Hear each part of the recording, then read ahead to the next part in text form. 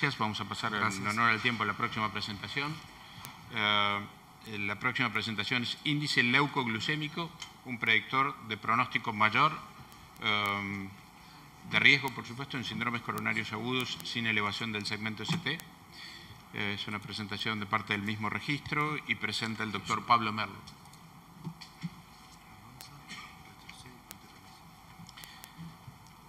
Muy buenos días para todos. En primer lugar, quiero agradecer a la Sociedad Argentina de Cardiología y en particular al área de investigación y al Consejo de Emergencias por permitirnos llevar adelante este estudio. ¿Es realmente el índice leucoglucémico un predictor independiente de pronósticos adversos en los síndromes coronarios agudos sin elevación del segmento ST? Bueno, por un lado todos sabemos que hay un vínculo muy importante entre el proceso inflamatorio y pronóstico adverso, tanto en los pacientes con síndrome coronario agudo con y sin elevación del segmento ST.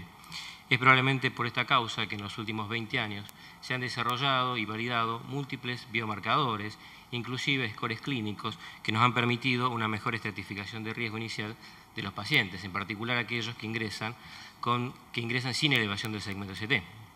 Ahora bien, no todos los centros disponen de estos modernos biomarcadores, algunos por cuestiones de costo o por disponibilidad, pero lo que sí seguramente todo centro dispone es de un recuento de glóbulos blancos y de una glucemia de ingreso.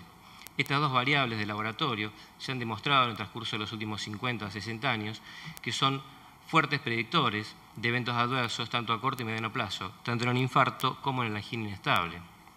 Recientemente, el doctor Quiroga Castro y colaboradores del Instituto Modelo de Cardiología de Córdoba ha publicado un trabajo en el cual ellos proponen un índice que denominan leucoglucémico. En este índice buscan un efecto sinérgico entre el recuento de glóbulos blancos y la glucemia de ingreso como predictor de eventos coronarios, de eventos adversos en este estudio en el escenario de los síndromes coronarios agudos con elevación del segmento ST. Con el objetivo de evaluar el comportamiento de este índice, nosotros presentamos el año pasado en este mismo congreso los resultados en base al análisis del registro PACS.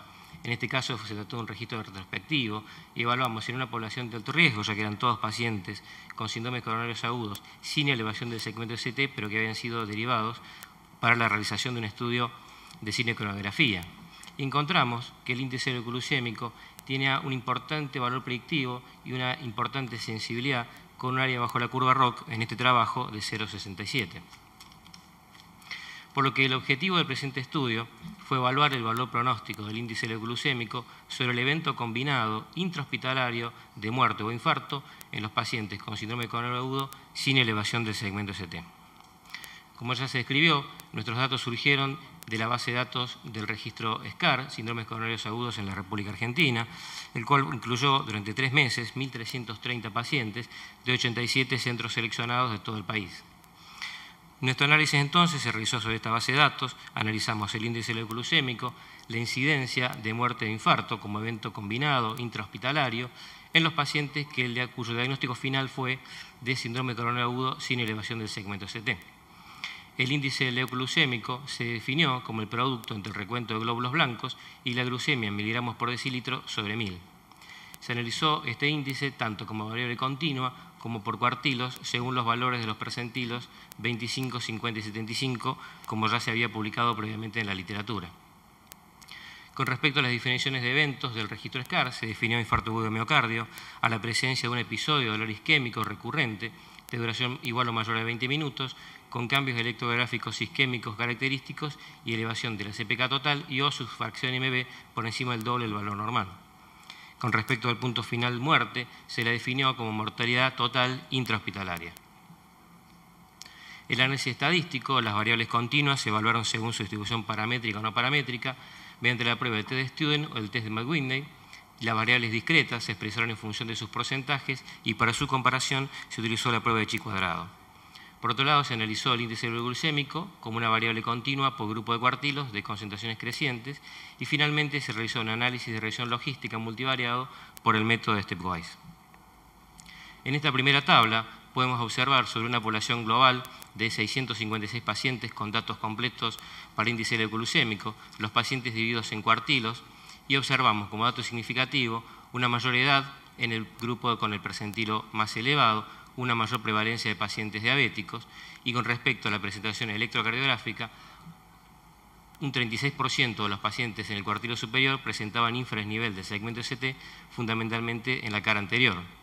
Con respecto a los factores de riesgo clásicos, el antecedente de infarto previo, intervención con área percutánea previa y cirugía de revascularización, no hubo diferencias significativas entre los cuartilos. En esta tabla de presentación clínica y eventos intrahospitalarios observamos una tendencia significativa en los cuartilos superiores a una mayor frecuencia cardíaca, una tendencia, aunque no significativa, a una menor presión arterial en el cuartilo más elevado y, en forma significativa, una mayor incidencia tanto de complicaciones mecánicas como de complicaciones eléctricas. Aquí nuevamente los biomarcadores fueron positivos en el 61% de la población global, pero observamos que hay una tendencia creciente en los cuartilos del índice glucémico. En el cuartilo inferior, el 27% de los pacientes tenían troponina positiva y en el cuartilo superior el 72%. Con respecto a las intervenciones, no hubo diferencias significativas en términos de angioplastia y cirugía de revascularización entre los cuartilos analizados. Ahora bien, en el punto final combinado de muerte o infarto, lo alcanzó el 6,9% de la población global y observamos nuevamente una tendencia creciente en los cuartilos siguientes, desde el 3,2 en el cuartilo inferior al 11,5 en el cuartilo más alto. Quisimos también saber qué ocurría con los pacientes no diabéticos y con una población total de 430 pacientes no diabéticos observamos tendencias similares, es decir, mayor frecuencia cardíaca, menor presión arterial, mayor incidencia de complicaciones mecánicas y eléctricas, biomarcadores positivos en el 60% de la población, pero en el cuartilo superior casi el 84% de los pacientes tenían biomarcadores positivos contra menos del 50% en el cuartilo inferior. Con respecto al punto final, nuevamente una tendencia creciente, aún en los pacientes no diabéticos, del 3,7% en el percentilo inferior a casi el 15% en el percentilo más alto. Se realizó un análisis bajo la curva ROC y en este registro, SCAR, el índice glucémico en pacientes con síndrome coronario agudo sin elevación del segmento ST mostró un área bajo la curva ROC de 0,67, muy similar al evaluado del año pasado. Si lo comparamos con el ya presentado score de TIMI, en este registro SCAR observamos que el índice glucémico tiene valores muy semejantes, entre 0,63 para el score de TIMI y 0,67 para el índice glucémico. Finalmente se realizó un análisis multivariado de relación logística y se demostró que el índice glucémico se asocia en forma independiente a muerte e infarto, incluso después de haberlo ajustado a la edad, el antecedente de diabetes, cambios del segmento ST y elevación de marcadores de necrosis y antecedentes coronarios, mostrando unos radios de 1,6 con intervalo de confianza entre 1,15 y 2,3. Por todo esto nosotros concluimos que el índice glucémico es un útil predictor independiente de riesgo de muerte e infarto en los pacientes con síndromes coronarios agudos sin elevación del segmento ST. Su bajo costo lo hace particularmente accesible a los centros de baja complejidad, fundamentalmente si tenemos en cuenta que casi el 20% de los centros participantes del registro SCAR no disponían de troponina. Por esto todos nosotros creemos de que es una alternativa a los scores tradicionales en la estratificación de riesgo inicial. Y como dato adicional, pensamos de que los pacientes no diabéticos, el índice glucémico muestra una mejor capacidad predictiva de eventos, inclusive que en aquellos pacientes que lo son. Muchas gracias. El trabajo está abierto a discusión. ¿Alguna pregunta de parte del público? Sí, Mariano. ¿En los diabéticos sirvió el predictor? En los diabéticos sirvió el predictor. Sí, Porque mostraste en los no diabéticos. Mostré en los no diabéticos y en la población global. Y después en las conclusiones decís que sirvió más en unos que en otros, pero... Las tendencias son básicamente las mismas, o sea, a medida que aumenta el cuartilo, la tasa de eventos aumenta. Nos focalizamos fundamentalmente en los no diabéticos porque pensamos que en aquellos que lo son había sesgo y por eso si bien los incluimos en la población global, después analizamos en forma particular los no diabéticos. Sí, respecto por ahí a ese punto, sería interesante ver si los puntos de corte en el diabético y en el no diabético van a ser los mismos, porque sabemos que en los diabéticos la hiperglucemia no tiene un efecto, o la hiperglucemia aguda o al ingreso no tiene el mismo efecto deleterio que en los pacientes no diabéticos, incluso recién se ve un efecto desfavorable con valores de glucemia en algunos trabajos más elevados. Y por otro lado, en el trabajo original, que fue en infarto agudo de miocardio, el punto de corte para que dividía aguas por ahí para mayor riesgo o menor riesgo era 1600. Acá veo valores obviamente más bajos, son pacientes distintos. ¿Ustedes definieron un punto de corte como para decir, bueno, por encima de esto es un paciente de más riesgo, por debajo de esto un paciente de bajo riesgo, o simplemente... Sí, se estableció un punto de corte. En este registro, el punto de corte fue de 600 puntos para índices leucocémicos.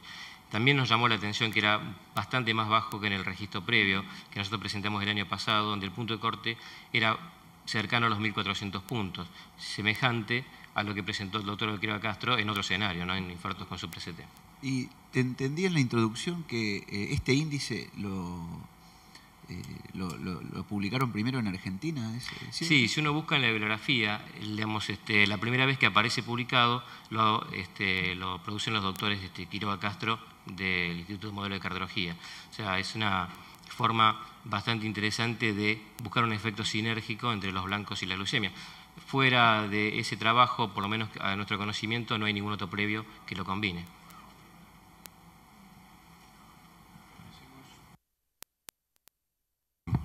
Agradecemos la presentación. Vamos a pasar al próximo trabajo. Muchas gracias. El próximo trabajo se trata de predictores de eventos adversos en